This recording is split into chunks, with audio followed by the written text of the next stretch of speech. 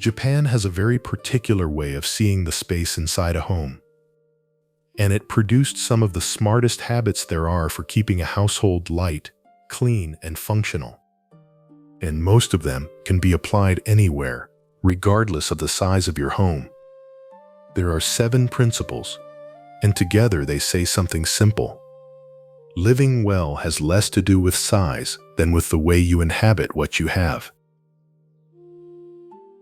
First, the open floor. In many Japanese homes, people keep the floor free of objects, allowing only the furniture to occupy that space. Objects with no set place end up piling up little by little, taking up visual space and making rooms look fuller than they really are. And since the floor is one of the main sources of that sense of openness in a home, keeping it clear tends to make an immediate impact. The more the floor stays visible, the more spacious the room feels. The more open areas there are, the more the room feels like a space to move, rest, and circulate. So when objects start collecting on the floor, even a large room can seem smaller and more cramped than it really is. So the habit is simple. Nothing stays on the floor without a reason. If an object isn't a piece of furniture, it should have a set place on a shelf, in a drawer, in a cabinet, or on a hook.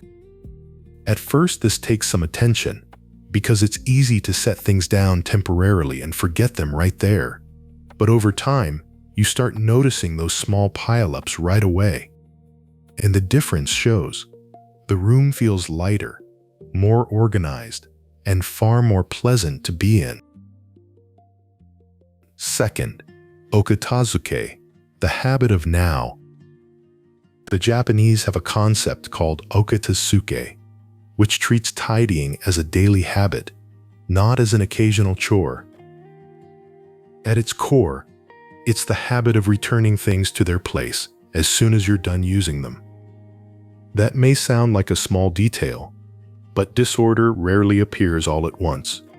It builds little by little, every time something gets left for later. The trouble is that later almost never means a few minutes from now. In practice, it usually means when there's time, and that moment doesn't always arrive. Okatazuke prevents that accumulation from happening in the first place. Once you're done using something, put it back where it belongs. It takes only a few seconds, but it keeps small tasks from building up throughout the week.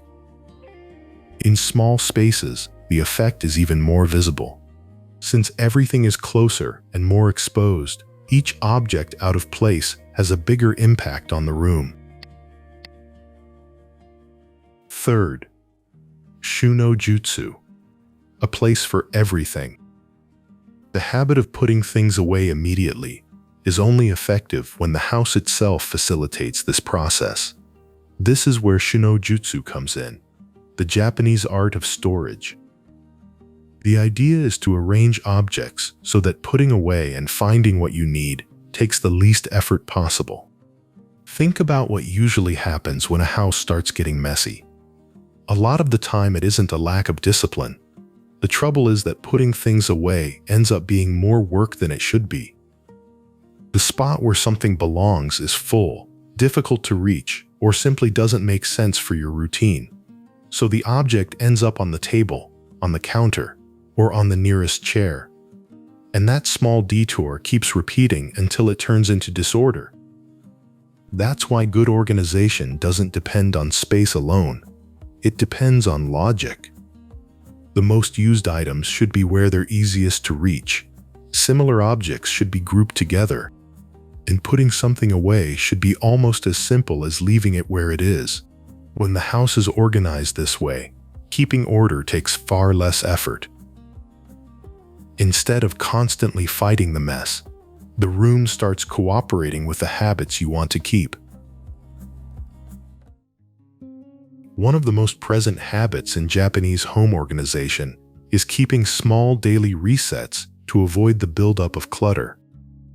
Instead of waiting for the whole house to gather disorder and then facing all of it at once, you pick one single spot a day and bring it back to a clean state. Resetting one spot is specific, fast, and easy to start. It can be the kitchen counter, the bathroom sink, or the living room table. It doesn't matter which, as long as it's something small enough to be done without resistance. This habit creates a cumulative effect. One organized space makes it more natural to take care of the next, and the house starts feeling lighter overall. Not because everything got cleaned at once, but because small spots got handled consistently. Fifth, attach small tasks to your habits. Many people don't struggle with cleaning because they dislike it. They struggle because they forget, or because it never feels like the right time. This principle addresses that by attaching small tasks to habits that are already part of your routine. That way, there's nothing to remember and nothing to plan. The new task becomes part of something you already do every day. After brushing your teeth, you spend a few seconds wiping down the sink. After your shower, you run a squeegee over the glass before stepping out. While the coffee is brewing, you quickly tidy a small area of the kitchen. They're actions so short they don't interrupt the day, but they keep grime from building up. In smaller homes, where clutter becomes noticeable much faster, this simple habit can make a big difference every day. Sixth, keep the surfaces empty. If a clear floor makes a room feel bigger, clear surfaces make it feel organized. Counters, tables, and sideboards naturally collect clutter because they're right in front of us and easy to use. So it's common to leave something there for a moment and then forget about it. The trouble is that these surfaces are always in view, and it only takes a small pile-up for the whole room to look disorganized, even when the rest of the house is in order. An empty surface, on the other hand, entirely changes the feel of the space. It brings visual lightness and impresses with control and care, even without any extra effort. So the habit is simple. Whenever a surface isn't being used, it goes back to empty. The kitchen counter after cooking, the table after meals, and the sideboard at the end of the day. It's not about never leaving anything on top. It's about keeping empty as the default state. In small spaces, this makes an even bigger difference. When almost everything is always in view, keeping surfaces clear immediately changes the way the house is perceived. Seventh, Kanki. The last principle is one of the simplest and most ignored, and it has a name in Japan, Kanki, or vigorous ventilation. It's the habit of opening the windows right when you wake up, in any season, and letting fresh air come in and move through every room. It seems small, but it makes a real difference. And it's not just a matter of smell. Think about what happens to stale air inside a house. Moisture builds up, settles into the furniture and the fabrics, and over time that feeds mold and leaves the place heavy. When the air moves, it carries that moisture away, scatters the dust hanging in suspension, and keeps the house drier and healthier, which preserves your things and the structure of the home itself for longer. The secret of Kanki is creating a cross-current of air, opening windows on opposite sides of the room or the house so the new air pushes the old air out. And it's easy to fit into the routine. While you make coffee or prepare to become ready in the morning, leave the windows open for 10 or 15 minutes. That short stretch is enough to renew the air without chilling the house in winter. You'll feel the room get lighter, fresher, as if the house had started its day along with you.